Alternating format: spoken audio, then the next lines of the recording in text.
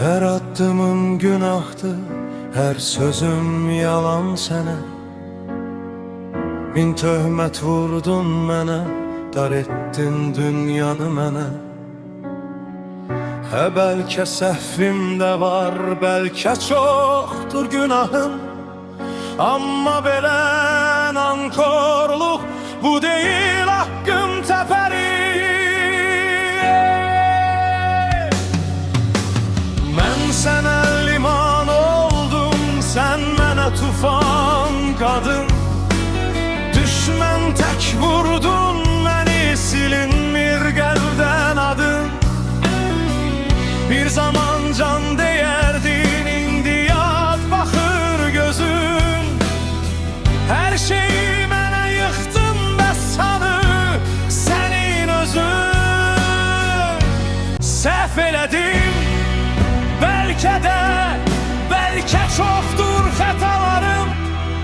Amma sən düşmən kəsildin, sarsıldı arzularım.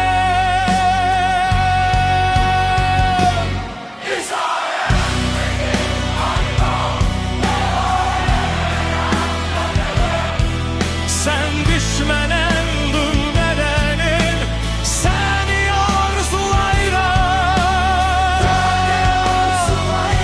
Nankor bir eşkin içinde hem olur gidirem.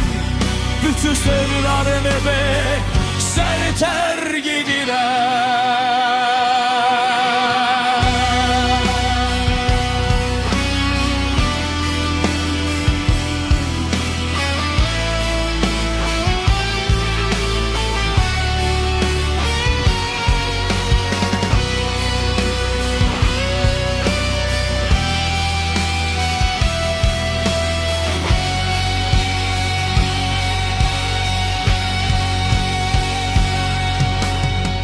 İndi her şey bitip mi, söndü mü o ateşin?